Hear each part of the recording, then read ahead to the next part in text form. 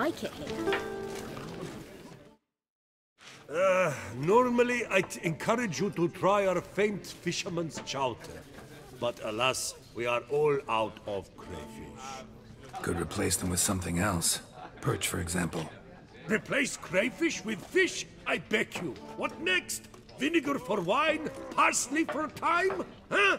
Your Nordlings are a pleasant lot, but about cuisine you know nothing. Show me what you got in stock.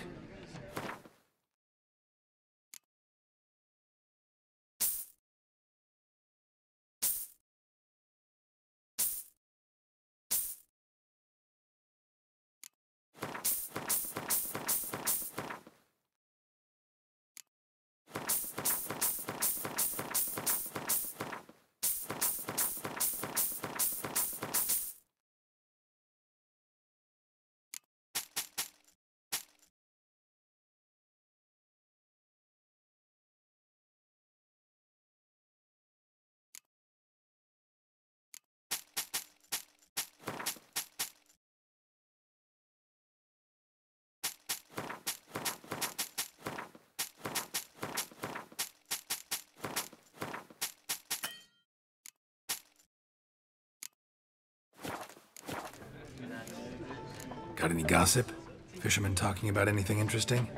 Yes, about a Nordling who would replace crayfish with pike. Asked a serious question. And a tactless one. I do not eavesdrop on my clients, and I certainly don't repeat anything I chance to hear. Not likely to taste your famous fisherman's chowder, so maybe we could play some Gwent.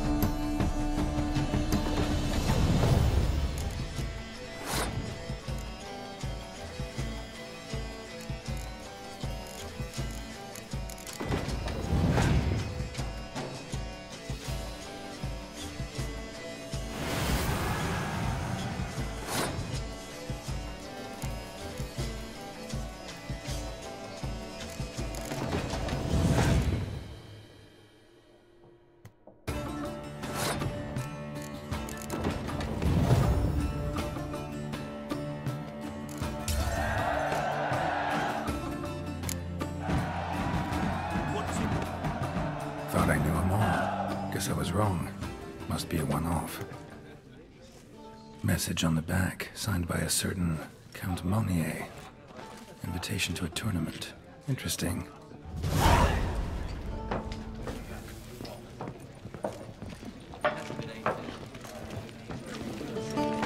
Oh! Do you like it?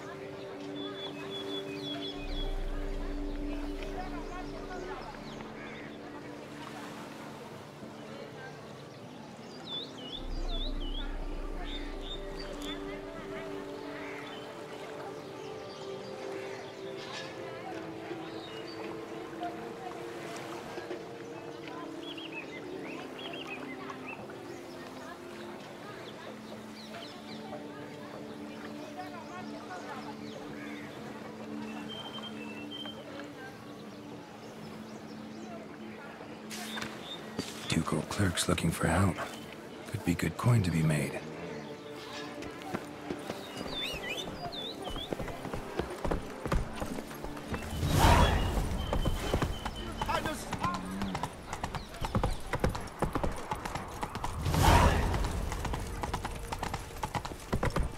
All is in order.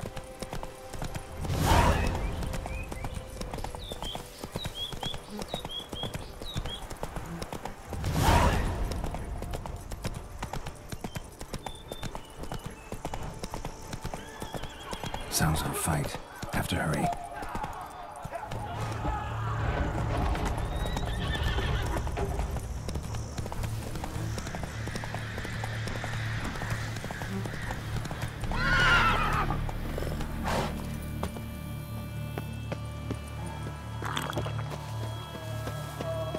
Damn it. Killer must still be here.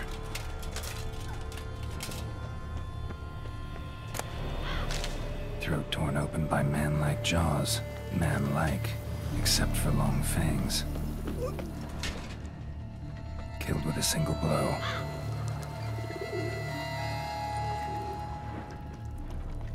Woman from the inn was wearing this coat. In the cellar, gotta be. Attacker had no trouble knocking over the cart. Revermuck carried the body in his cart. Claw wounds from 5 separate claws, spread of a small human hand. Massacred by a vampire. Not an Ekimara, though, or a Fletter. Bruxa, gotta be.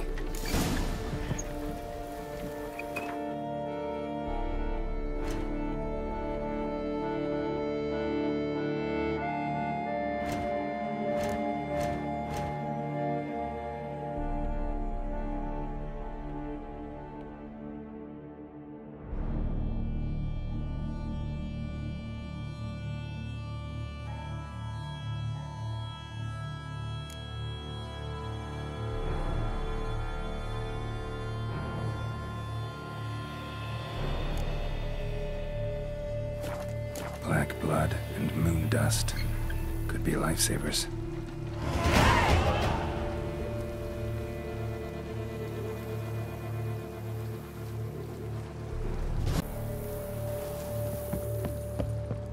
Footprints. Small, bare feet. Lead deeper into the cellar. Hurled against the wall with great force. Used this to batter down the grate. To Took a lot of strength to batter this down.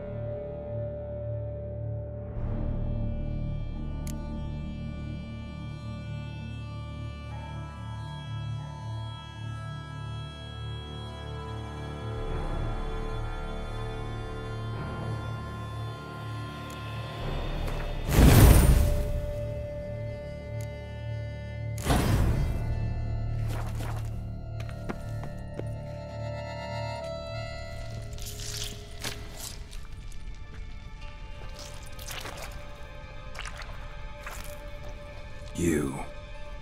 Saw you at the inn.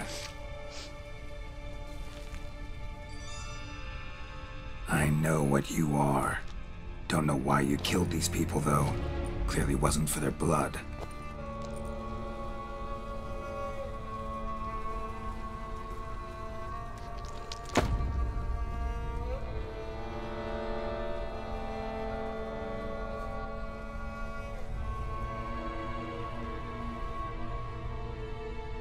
We don't have to fight.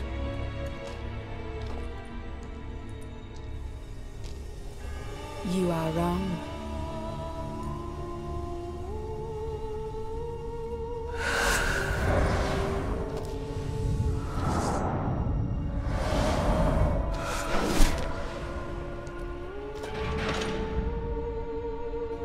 I cannot let you leave. Show me what you got.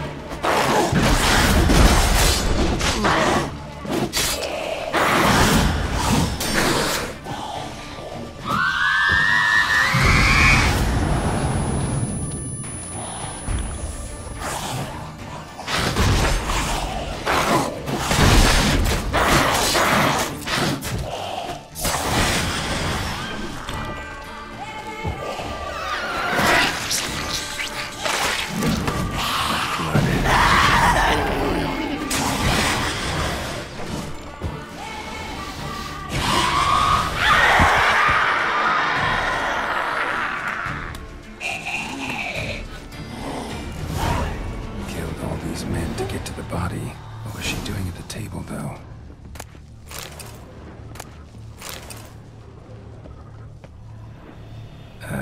Stinks. Waterlogged. Both hands amputated. Body was quartered just as I thought. Laid in water for some time. Head swollen, and something took a few bites out of it. Something in the throat. A pouch, bulging with coins. Nilfgaardian florins, from several different provinces. If the murderer did this, means we're dealing with a sentient thinking beast.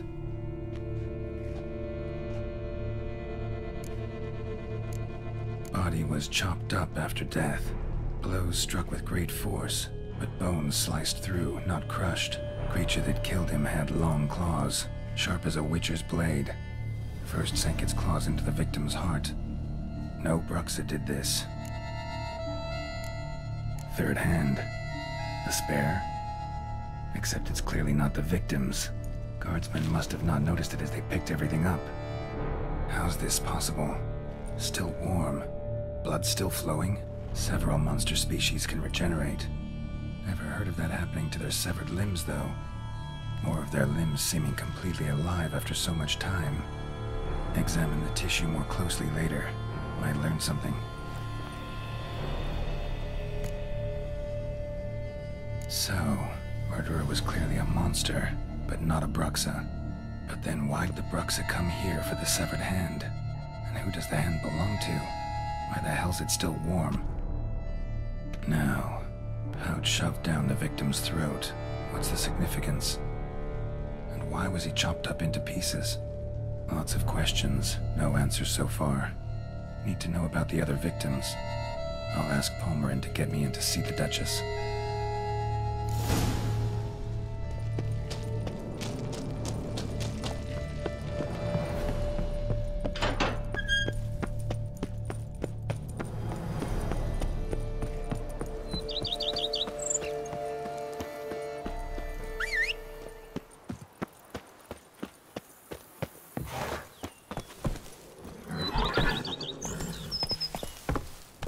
Come on, Roach.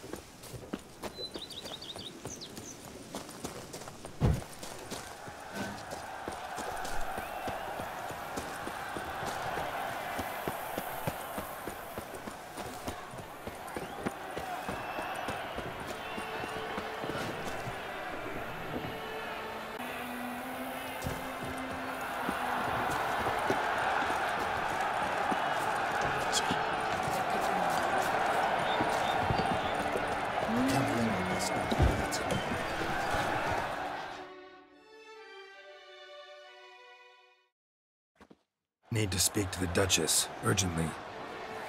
All right, you scamps. Story's done.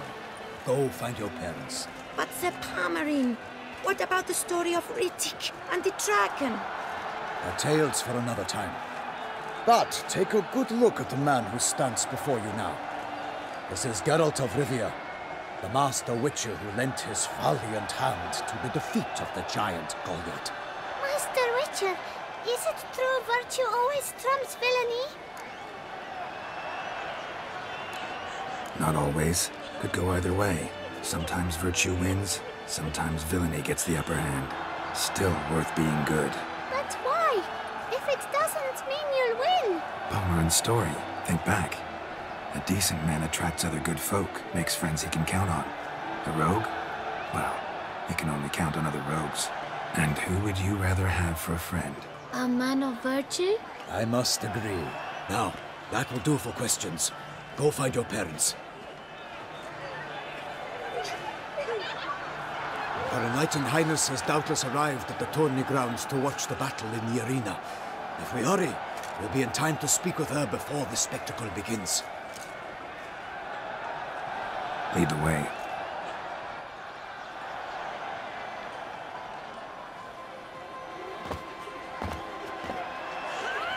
Who's fighting? Nilfgaardian gladiators? Close, but not quite. As you will soon see.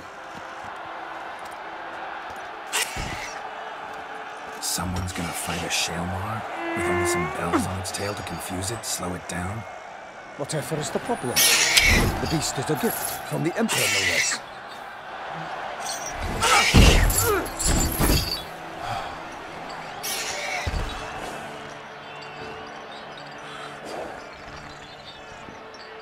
This is dangerous. Bells on its tail aren't enough. I saw a spectacle of the sort at the arena in Nuremberg. There, a knight defeated a Shalmar with bells on its tail. Might have gotten lucky. Shalmar might have been lame. Who knows? Only a Witcher has a real chance against a healthy Shalmar. And that's not even every Witcher. Besides which, releasing a monster that dangerous in front of a crowd? Plain irresponsible. Who's going to fight the beast? Guillaume, the young man you met. Yeah. Mentioned he'd promised his heart's captor a monster trophy. Great love demands great sacrifices.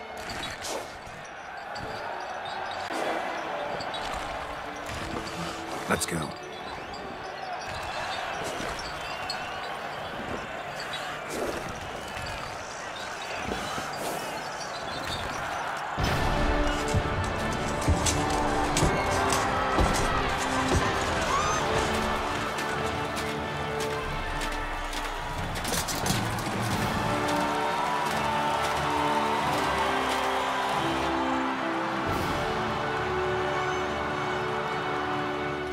I dedicate my imminent victory to fair Lady Vivian.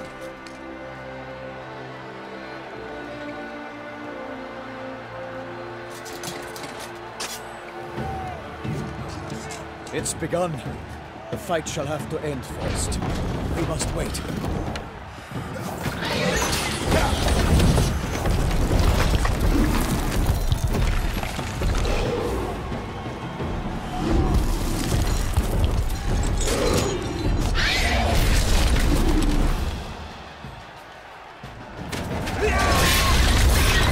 Got a bad feeling about this.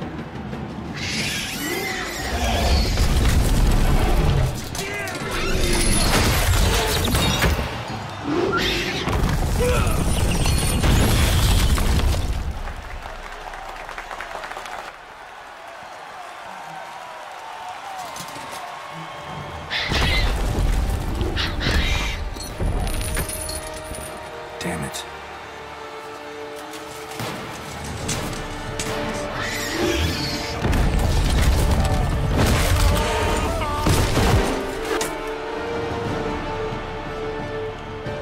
We have to help him.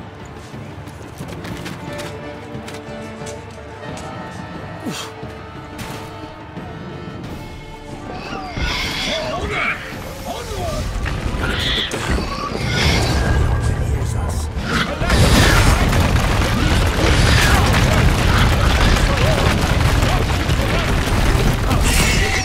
In one mighty pound, it fights the beast, it plants the crown! The fate of the beast has been weighed by the gods! Soon the Witcher shall triumph against all odds!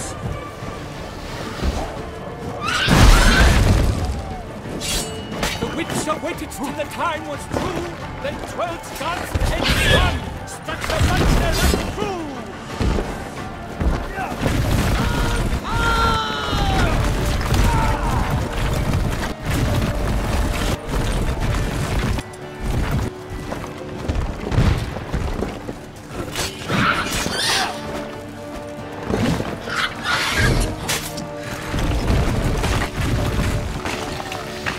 Like a bow who leaps at the love's first spurt, so the Witcher Selma that its foul heart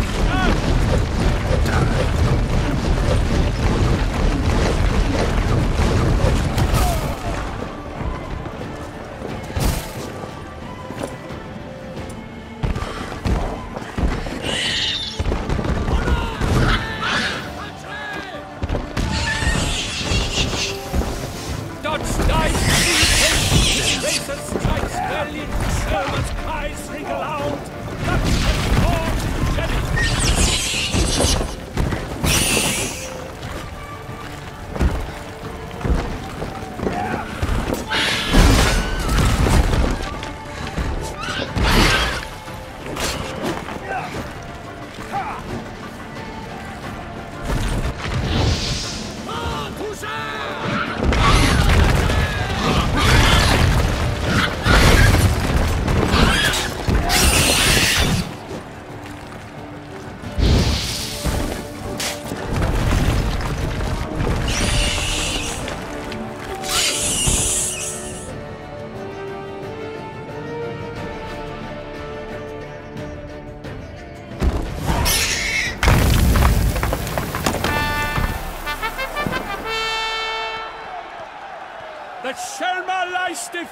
led by Geralt of Rivia, master of the witchering trade. Behold, as the last gasps of life seep from the beast.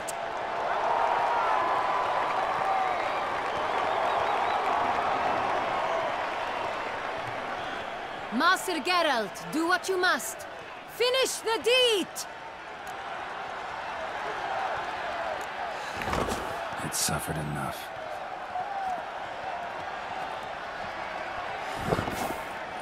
The monster lies slain! The fight is done! Praised be the victors!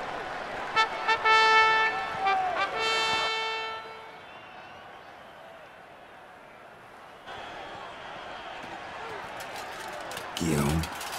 The lad came damned close to dying. I'm fine. Not hurt at all. Vivian? Smile as befits a hero and keep silent. Speech clearly pains you. She approaches.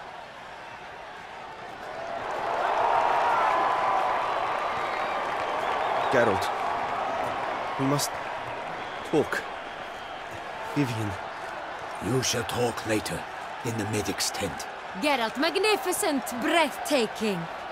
Your Grace. We knew that to summon you was a brilliant idea. We are delighted, ravished to have struck upon it. And I'm truly, honored. See to our young hero. Hop, hop. For we must make off with Geralt. We should talk. We had been long awaiting your arrival. Had nearly lost hope.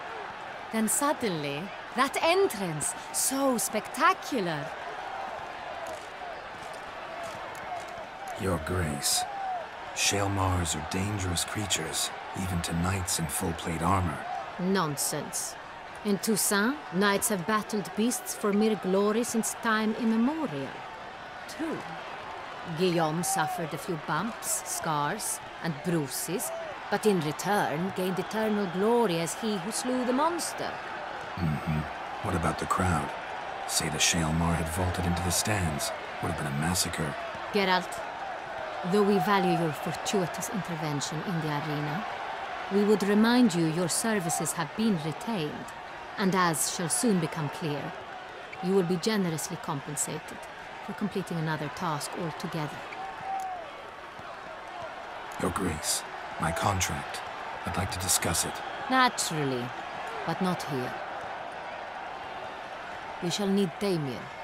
He led the investigation pending your arrival. But wherever could he be? Come, we must find him.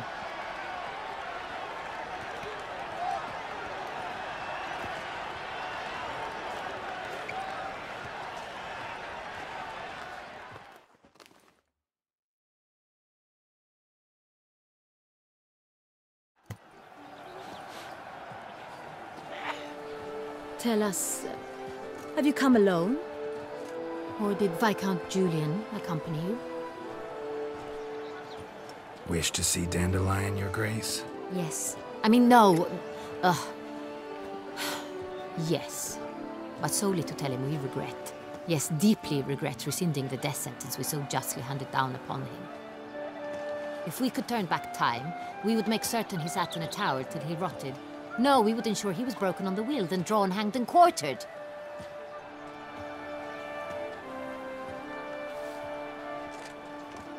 Ah, the very man we would entrust with these tasks.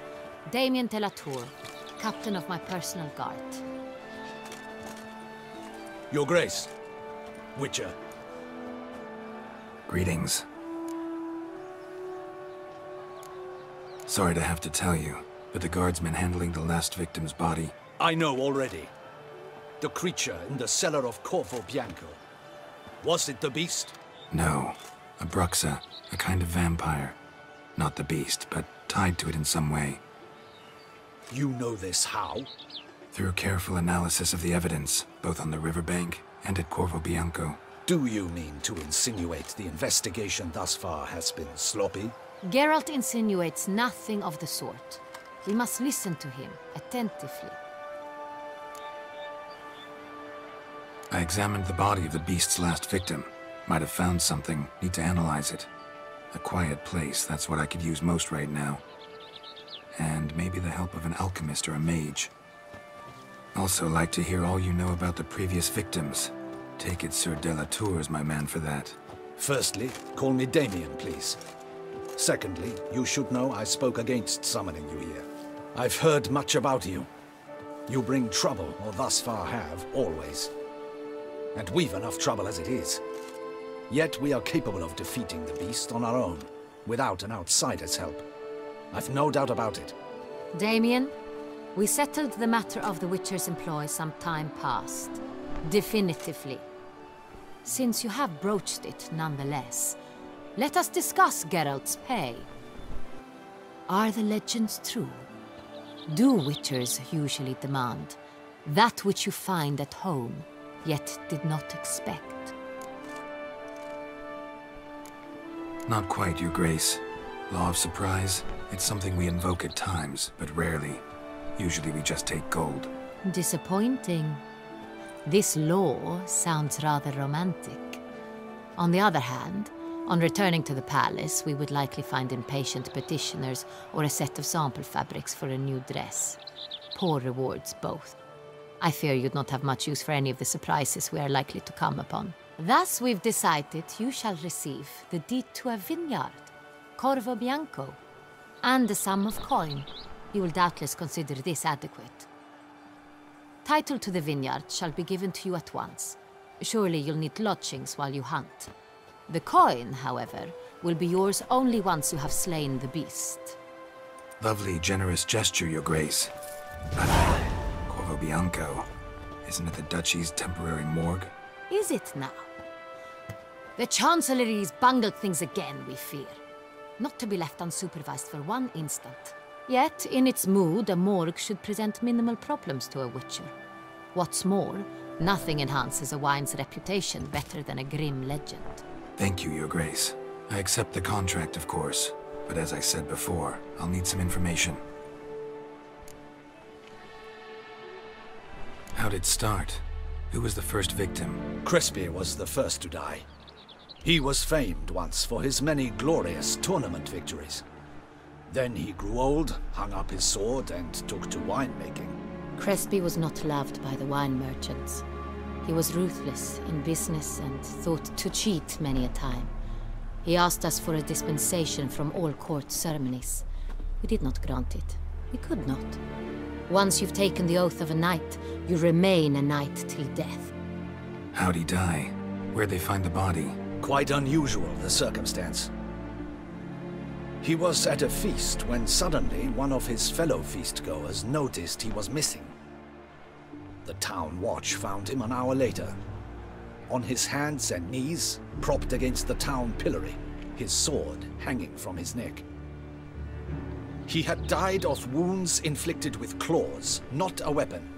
Blows of great force. So he died suddenly, but the body was on its knees, meaning someone posed it.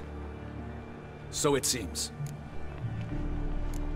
Second murder. Tell me what you know. In the city there are certain nooks. No one reasonable ventures there after dark. Ramon Dulac's corpse was found in one such place. With the first murder, terror gripped the city. Its inhabitants grew wary, kept to safe areas. Consequently, news of the second victim came to us from a group of concerned cut-purses. Criminals fear the beast? Telling in a way. Take it you've excluded the possibility that Ramon died at the hands of these bandits. Do you believe me an amateur? Not hands, but claws killed Ramon Dulac. The wound was deep, clean. His body was found in the gutter, dressed in nightshirt and cap, a pillow placed under his head, and his sword replaced by a bed warmer. Ramon Dulac, a knight who but a dozen years past was an advisor to our father, the Duke. Someone went to a lot of trouble to make him look ridiculous. Maybe revenge was the motive. It's not out of the question. Dulac had shady dealings with the criminal underworld, but no one ever came forth with concrete proof of any misdoings. So, first two victims were knights, best years behind them. The same could be said of the third. Sir Delacroix was wont to claim that in modern times, knights face new challenges, enterprise being the latest addition to the chivalric virtues. He made a veritable fortune in the grain trade. Palmerin even nicknamed him Sir de la Stinchi. Found a coin pouch on his body. Contained florins dating from various times, hailing from different provinces of the Empire. Delacroix loved coin, true, but had no patience for numismatics. Lots of similarities between the victims. All the bodies were found in strange places under extraordinary circumstances. Seems the murderer, whoever or whatever it is, has some meaning to convey. These were honorable men. We are horrified by the disdain, the disrespect with which they were treated. These were knights of Toussaint. Blast it. Might be the point. From what you say, none was a model of virtue. Ever considered that's what the beast's trying to draw attention to? All the murdered men were knights who swore fealty to the 5 chivalric virtues. And even if the... Knights of Toussaint swear fealty to what virtues exactly? Honor, wisdom, generosity, valor and compassion. 5 virtues. Why are they so important to your knights? Strange question. Your Grace, forgive me. I'm a foreigner trying to understand another land's customs. You are forgiven. According to legend, the virtues we cultivate were bestowed upon us by the Lady of the Lake. How we truly came to espouse them, none remember. In Toussaint, we believe men of low birth should be simple-hearted and obedient. We expect much more, however, of our knights. They are to be soldiers and courtiers, lords and servants. Thus the need for clear moral guidelines. At the time of his dubbing, a knight vows to demonstrate throughout his life honor, wisdom, generosity, valor, and compassion. Beast seems to be pointing up moral decay, denouncing it. Victims were all humiliated. Might have been murdered to emphasize their lack of specific chivalric virtues. Honor compromised by the pillory. Wisdom by ridicule. Generosity by a coin pouch shoved down a throat. It seems to fit, true, though not perfectly. Can't discount the theory if it's on the lips of everyone in town. Say our reasoning's right. Next murder will be just as showy and denounce the victim's lack of the 4th virtue, valor. We can also assume that victim will be an elder knight. Let's think. At the moment, all the knights are either at the tourney grounds or in the palace gardens. Our annual hare hunt shall begin there shortly. Have you heard of the custom? Milton mentioned something. Seemed excited to prance around in a bunny costume. Not sure why. Hang on. Strange circumstances. A knight advanced in years. The famed cowardice of rabbits. Could it be that simple? Is Milton de Peyrac-Peyren the next victim? Milton also knew Delacroix. Told me so down by the river. Damien! To miss something so obvious. De Peyrac-Peyren, Crespi, Delacroix, and Delac formed a knightly team. It was years ago, but... They were a team? They were close friends, tightly knit, and as such earned the trust of our father, the Duke. We often witnessed him turn to them with delicate matters. Later, their paths diverged. Unlikely to be a coincidence. Beast must know it too. It's a lead, I'm sure. Your Grace, we need to find Milton, immediately. Rather problematic. You see, the garden entertainments are due to start, and he's disguised as the hare, hiding somewhere, waiting for some tipsy courtiers to find him. The hare's hiding place is a carefully guarded secret. We must call off the game, at once. First and foremost, we must remain calm. Damien, order the garden searched immediately, but discreetly. By no means can we disrupt the festivities. Panic will only incite the beast to strike sooner. And you, Witcher, follow me. My gardens, my night, I shall take the fall. A murder is out of the question. I will not allow it. Not near my palace. Horses? Ready our horses!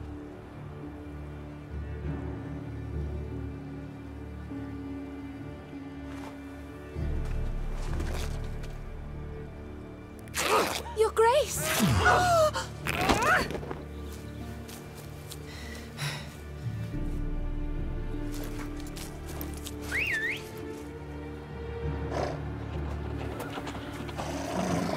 the hell? Why, I should... Your Highness, I... Mind it doesn't get wrinkled. Onward!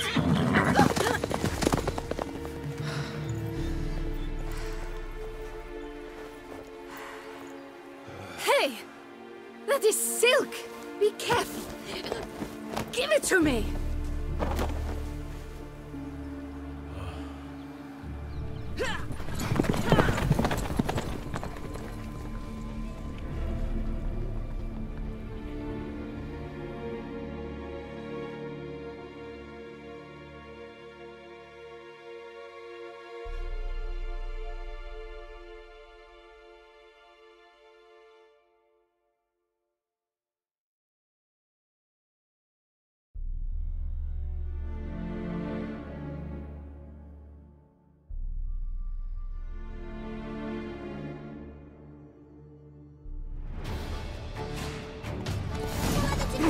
Your Grace seems right at home in his saddle.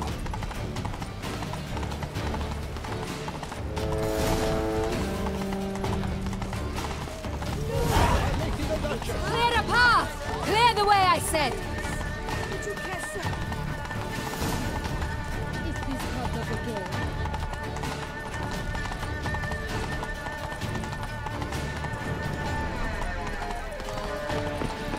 It's here! Just round the corner! Hurry! We must go to where the game is being held. The participants must find a unicorn's horn, a golden fish, and a phoenix egg. With these in hand, they can deduce where the hare, Milton, hides. Mean we need to find those things too? We've no other option, but time is of the essence, so we shall have to break the rules. Keep calm. Start no brawls.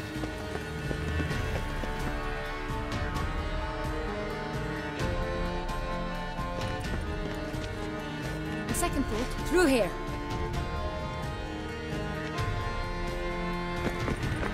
I shall show you where the hunt plays out. Then we will split up. You will get hold of the unicorn horn and the golden fish, while I nab the phoenix egg. That will be quickest. Golden fish. Do I need a rod or a net? Please, Geralt. It's not a real fish. Look there, towards the water. See the lights? The hunters are trying to hook the fish from boats. You must simply dive in and find it. The unicorn. How do I catch it? It's terribly skittish, true, but I'm sure you will find a way to earn its trust. It runs around, over there, look. The golden fish and the horn both contain things or clues that will help us find Milton. Once you have fish and horn, find me among the other phoenix egg hunters. All clear? Then let's get to it.